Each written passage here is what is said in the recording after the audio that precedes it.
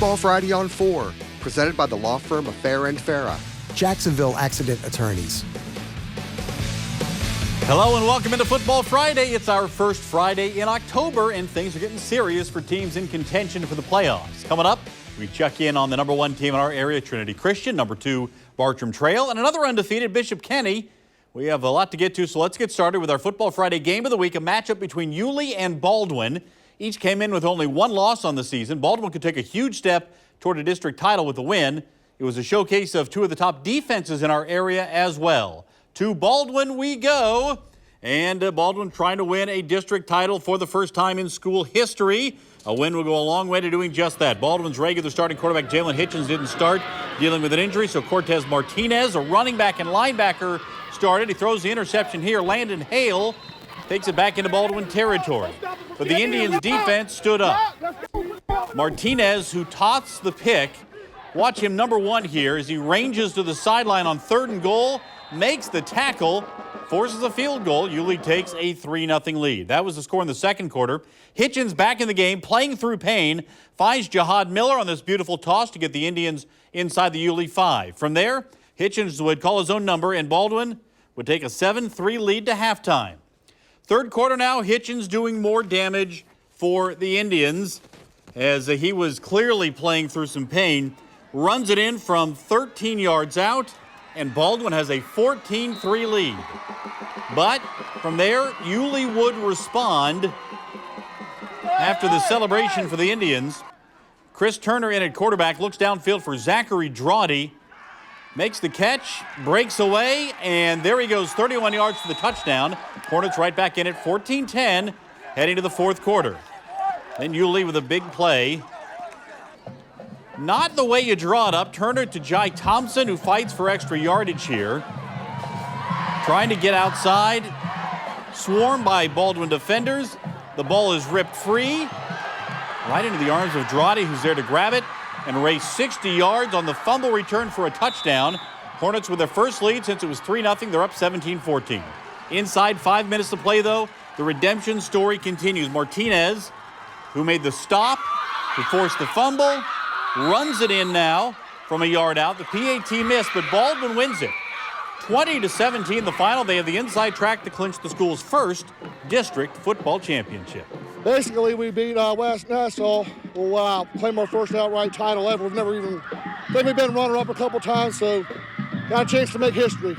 We're a tough, scrappy group. You know, we coach them that way. They grind. They're not the biggest, they're not the fastest, but we got some heart. You see our guys, you see other guys, you know, they're bigger, but you couldn't tell who what being more aggressive. It was definitely us, I felt. Well, Trinity Christian continues to roll. The 2-time defending state champions have looked every bit the part of a title contender again this year. The Conquerors have been at the top of our News 4 Jax Super 10 all year long, and tonight they face Riverside on the General's new field. It's a field that was a long time in coming. Anyone who has tread the sidelines in October or November there knows how muddy and chewed up the old field got. How would the new one treat the two sides? To McDuff Avenue we go. And there is the historic night in the backyard, called the New Backyard, as Riverside unveils the brand new turf field, the first Duval County public school to get it. Superintendent Diane Green cutting the ribbon to make it official. Top-ranked Trinity Christian trying to punch it in on its first drive, but 4th down pass broken up in the end zone. General's ball. Conquerors come right back. Colin Hurley, the swing pass to London Smith, and he's gone. 40 yards on the touchdown. Trinity is on the board. Riverside would respond, driving, but Kyle Boylston says nope. The pick and the return to midfield, that snuffs out the Generals' drive. Big defense in this one. 4th down pass here by Hurley. Looks to have a first down, but big hit lit up Miles Burris to jar it loose. Omar Haynes with a hit. More defense here. How about this play off a receiver's rear, and Jacabris Williams right there to pick it up. Great interception by Williams. Trinity led 7-0 at the break. They go on to win it 30-14. Big one coming up next week against unbeaten University Christian.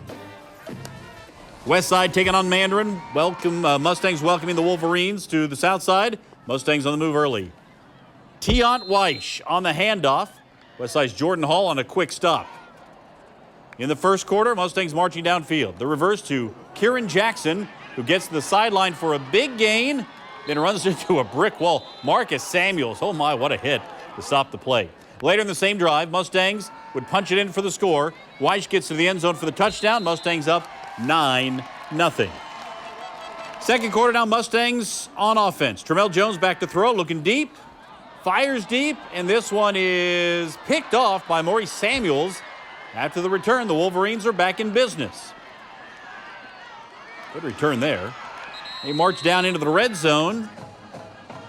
The Mustangs defense holds. Michael Weish gets the interception in the end zone. And Mandarin goes on to win it by the score of 28-0.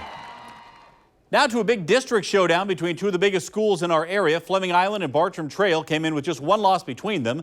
Fleming lost to Oakleaf in their last game. That was 3 weeks ago. The Eagles were well rested. Would they be ready for the unbeaten Bears? To Bartram we go.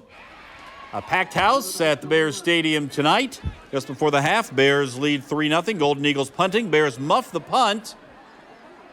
And the Golden Eagles jump on it. They're in business with only a few seconds left on the clock. Sebastian Broughton working quickly. The short pass to Sam Singleton. He catches it, gets out of bounds with 1 second left on the clock. With time expiring in the half, Golden Eagles try a field goal. And this one comes up well short. At the break, Bears led it 3-0. A defensive battle. In the second half, the Bears defense kept the pressure on. Grady Hutchinson in there for the sack. Then in the third quarter, Bears still leading 3-0. They score the first touchdown of the night. Riley Trujillo finds Jack Kremen, who walks into the end zone. 10-0 Bears at that point. Bartram goes on to the victory. 17-0, the shutout win. Ponte Vedra at Bishop Kenny. Student section at Kenny fired up for the undefeated Crusaders. Second half game tied at 3. Ponte Vedra punting from deep in their own end when Jonah Khalil Vayalil breaks through the line and blocks the punt, then falls on the ball for the touchdown. 10-3 Kenny. Sharks would answer. Griffin Owen takes the handoff, and there he goes, racing all the way to the 9-yard line. It's a 50-yard run. Third and goal from the 5. Ben Burke rolling right, can't find anyone, so he'll take off. Hit at the 2, but somehow keeps his knee off the ground. He's in. Touchdown Sharks, game tied at 10. Kenny comes right back. James Reeser going deep. And coming right into your living room, Adam Case with the grab, takes it to the 16. That's good for 54 yards. Crusaders facing 3rd and 9 at the 15. Reeser drops back, immediately takes off, and he goes in for the score. Kenny retakes the lead 17-10, but Ponte Vedra comes back to win it. 32-31 the final. They convert a 2-point conversion with 2 seconds left to play to give Kenny their first loss of the season. Still to come, we head to an all-Duval County matchup. Fletcher made the trek across county to face Ed White on the west side. Could the Senators win their 4th straight? Stick around. There's more Football Friday coming up.